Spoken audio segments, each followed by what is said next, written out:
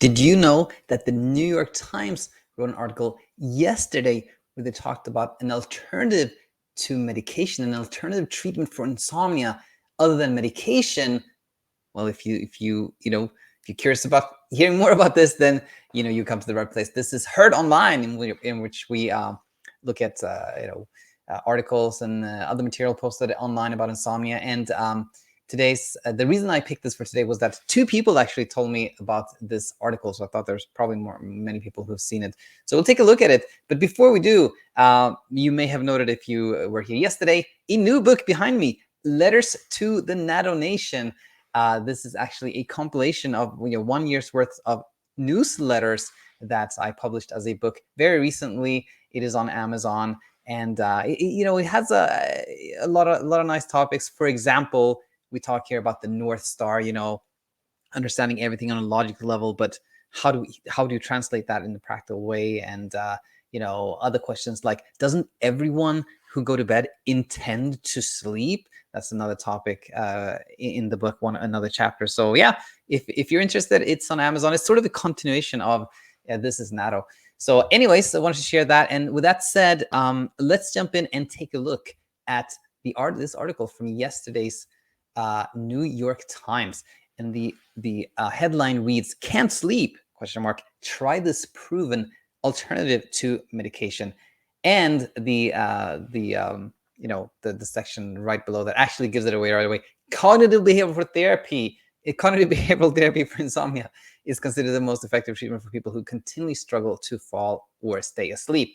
So basically, the New York Times is just educating people about CBT-I.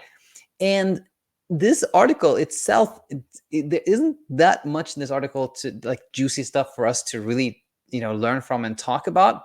But I don't know about you. Myself, I find there's a lot of things we can learn from the comments. So I'll just say that this is sort of a just a review of CBT-I, and tells you a little bit about what it includes. Interestingly, as some of the people in the comments said, it sounds sort of like in this article, like CBT-I is more or less like sleep hygiene, that you talk about, your bedroom environment and getting off screens and these usual things we hear. They talk a little bit about stimulus control, but not sleep restriction, which many people consider the cornerstone of CBT-I, which was a little bit interesting. But anyway, it's sort of just an overall review of CBT-I. And with that said, let's jump into the comment section, and I want to share with you, how I read these comments and what I think we can learn from the comments. So there were three comments that the New York Times replied to, so I thought we could look at those. And the first one is from M from San Francisco, and it was posted the same day as the article, yesterday, August 28th. M writes, "You know what else causes insomnia? ? Perimenopause and menopause. And CBT doesn't touch it. After years of being told overtly and covertly by doctors that it was all in my head and that I just needed to de-stress or see a psychiatrist, I finally demanded to be put on hormone replacement therapy. Voila, sleep is just gone. Thanks, New York Times, for the piece back in January about HRT's safety. You saved my sanity and my sleep." That was from M. And first of all, of course, I want to say that the first thing the way I react when I see this comment is, of course, a great sense of relief, and I'm so happy for M, for whom this struggle is no longer part of her life. But that said, I think there's more to the story here, to me, when I read this, than simply someone who had problem sleeping due to hormones, was put on hormone therapy after figuring out themselves that wasn't needed, and then sleeping well. To me, what M says initially, that the New York Times has overlooked that perimenopause and menopause can cause insomnia. The way I define insomnia, the way I think of it, I don't think that's actually true. I think that menopause and perimenopause is all but guaranteed to cause a lot of sleep disruption. We look at studies, or at least there's one study I can recall, where menopausal women were asked if they had a problem sleeping. It was like 98, 99%, pretty much 100% said yes. but only about 30% said that they consider themselves having a sleep problem. And I think that that is where insomnia actually comes from. The sleep disruption is a normal part, an expected part of menopause and perimenopause, which I'm sure can be quite intense. It can be quite disruptive, being like completely soaked with these hot flashes, etc. But it is when someone thinks this should not be happening. I have a problem with sleep. This is beyond what is expected. That's when this fear of not sleeping can start to happen, and then we can end up in this this loop of effort, like trying to control sleep and then having more trouble sleeping, etc. So to me, it is the reaction to the sleep disruption that can create insomnia, rather than the hot flashes themselves. Now, if somebody who hears me say that may say, like, so what's there to, how can you make that case? Because when M started HRTs, voila, the sleep problems just just were gone. Isn't that proof that this was a purely hormonal this was just purely hormonal insomnia, let's call it, because the HRTs worked, it's fixed everything right away? To me, it is very, very likely that hormone replacement did lead to a decrease in the sleep disruption that came from hormones. But there's what can also happen, and which can, in a way, quote unquote cure insomnia instantly, is delegation. And so someone like M may very well have spent years trying to fix their sleep issue, maybe going through, trying sleep hygiene, maybe trying, supplements. We don't know, but putting a lot of effort into sleep, which actually maintained some insomnia in addition to sleep disruption, right? But the moment M is put on HRT and thinks, this is it, this will take care of all my sleep issues, what happens in that moment? The presumed work of producing sleep or controlling sleep or managing sleep is gone, because it's been delegated to the HRTs. And when we're no longer trying to sleep, when there's no effort, then there's no insomnia, and then sleep happens by itself. Now, for someone like M, it doesn't matter. Like what I just talked about doesn't matter at all. To me, I think it can matter, because to me, someone who has had insomnia and doesn't understand how they left the struggle, for that person, there is a bit of a risk that that they go back to having a struggle again. So someone like M, the HRTs may, voila, led to her sleeping really well, but then there's something else happens in life, so something else related to health maybe, and there's some sleep disruption, and now M is in this mindset of like, oh, I have to find the equivalent of HRT. I have to find something to make sure I sleep, not understanding that it was the delegation, the lack of effort that helped the first time. So I think when we don't understand why we left the struggle, there is a risk that we end up in a struggle again. And that's why I think it's helpful to learn things like we just learned from this comment, right? So with that said, let's jump back in and see what the New York Times responded. So Christina Karen, the author of the article, responded saying, I'm sorry to hear that you're told to simply de-stress when you're having difficulty sleeping. It's great you found a solution.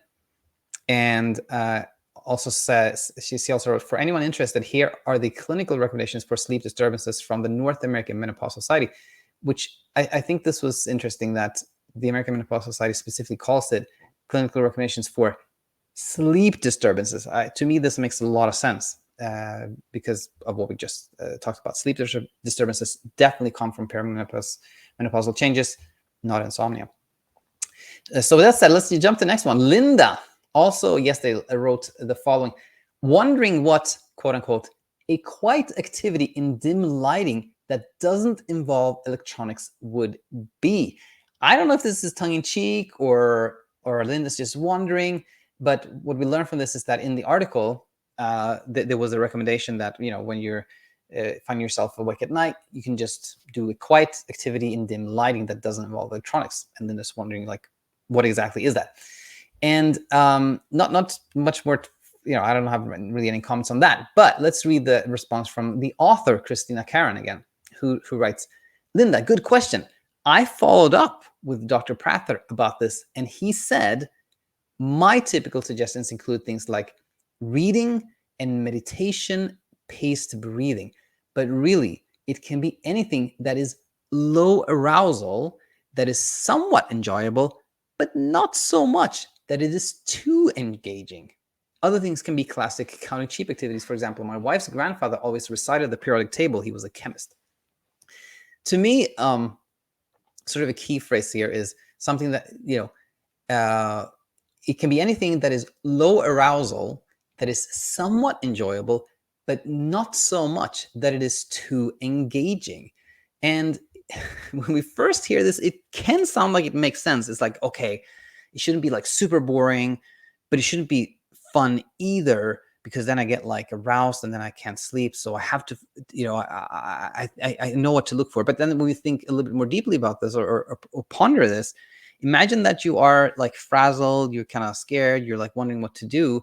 And somebody says, oh, you have to find this, which then sounds like I have to find that ideal, the perfect combination of like not too boring, not too engaging. What is that?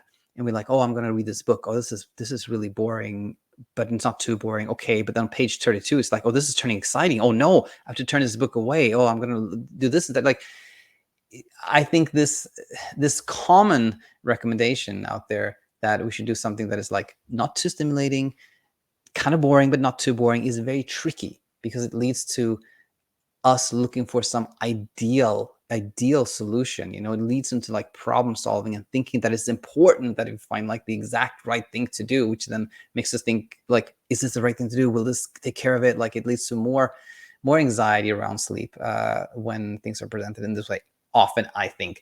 So this is why we teach that follow the path of least resistance, and also that if you do something, or if you hear like, oh, you can do something that you just enjoy, that you just feel like doing, like watching Netflix, and then you in your mind you go like, oh, won't that make me more awake? To me, I always teach them that you're onto something really, really helpful, which is that there is a fear in the mind of being awake, and that fear of being awake is actually what creates insomnia. There's even more of an invitation to do something we just enjoy, right? Because then we show the brain that it's okay if we're awake at night. There's nothing to be scared of, and then paradoxical as that might sound, we actually sleep easier. So that was a little comment on that, and let's look at the third comment that the New York Times had replied to. It comes from Dale Newman from Florida, also posted yesterday, and Dale says, I struggled with insomnia for 30 years and then tried CBT-I. The two hardest parts for me were resetting my sleep cycle by staying up later, 10:30 compared to 9, and getting out of bed when I haven't gone back to sleep after 30 minutes. However, I stuck with it, and it has paid off handsomely. I now sleep normally and don't obsess over sleep like I used to. To anyone struggling with insomnia, this is your best bet. Stick with it. Work the program, and you'll never look back. P.S. And be sure to follow all caps, all the sleep hygiene guidelines, especially exercise. Nothing like solid exercise to help get a good night's sleep. All right, so the key phrase here for me is actually this one. Don't obsess over sleep like I used to. But, with that said, I just kind of said that out loud to remind myself of that phrase. When I read this, I'm again, first of all, really happy for Dale. Like, anyone who's finding sleep having easier, that's a nice thing. That's a beautiful thing, wonderful thing. Super happy. But I think there's something tricky here too. And I think it's actually very similar to what we heard from M.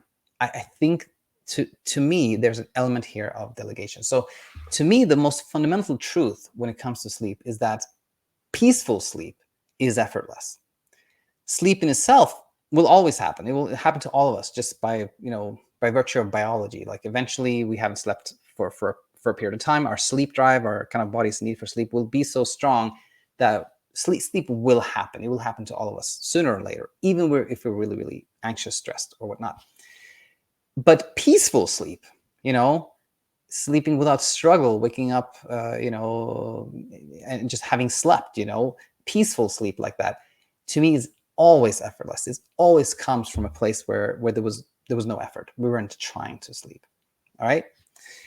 And now, with that in mind, how can we explain Dale's experience? To me, it is someone who had insomnia for a long time, but committed to a program and believed in the program, had this belief that if I just stay up later, if I get up, if I don't sleep, if I follow this program, that will take care of sleep for me. And there we have it again. When we think that me doing this will take care of sleep for me, that leads to effortlessness. We delegate the presumed work of sleeping to something like hormone replacement therapy, like we talked about with M, or in Dale's case, to a set of routines. And when we've delegated the presumed work, effortless happens, and sleep just happens by itself. And and why I wanted to point this out is that it can be so confusing when people hear, oh, CBT-I is the gold standard, it's like 80% success rate, or you hear somebody else, they'll saying like it's swore by it, like it worked for me. Well, it wasn't the like staying up later or getting out of bed after 30 minutes. That's not what works. It's the delegation, it's the effortlessness, it's the not obsessing about sleep anymore, like giving sleepless attention, trying less to sleep. That is what actually helps. But when we don't understand that, then we think like, oh, Dale said, I have to keep doing this. I have to like push myself. I have to do this. Well, guess what? Then we end up, this whole thing ends up being one big sleep effort. We try to do the exercise, we try all the sleep hygiene things to achieve sleep.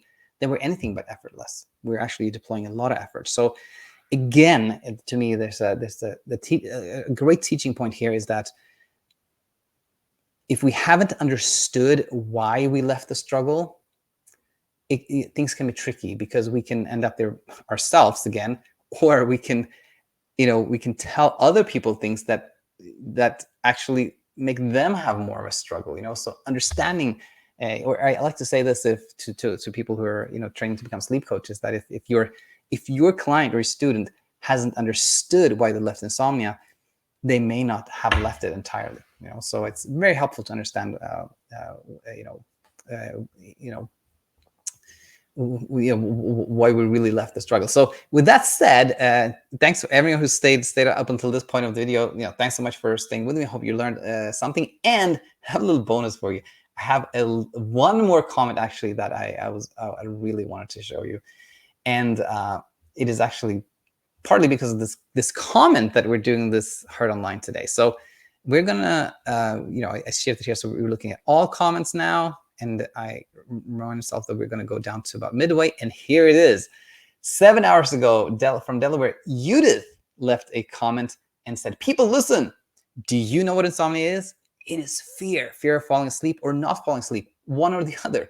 The brain has to be educated slowly and carefully to get out of that fear. For most, CBT-I does not work and can sometimes make insomnia worse. Since about 2019, Dr. Dan Larson has been doing cutting-edge work on the area of insomnia. He can be found on YouTube only, and Judith talks about how to find her channel, etc. So it's really, really nice, super, super nice. And what happened was Judith actually sent an email and said that she was trying to post this comment, or she was going to, and it wasn't posted, and she modified it, but finally it was posted there. And so this is one of the persons who told me about this article. The other one was actually a neighbor who just texted me like, hey, Daniel, you should have been quoted in this article. And then I actually sent a screenshot of Judith's comment to my neighbor saying like, yeah, they didn't quote me, but I was mentioned in the comment section. So anyways, just thanks so much, Judith, for like helping share our message, and hopefully more people will find something that will be really helpful for them. So yeah, that was it for today's Heard Online. As always, let me know in the comment section what you thought, any thoughts that came up here, and we shall go from there. That was all for today. Bye for now.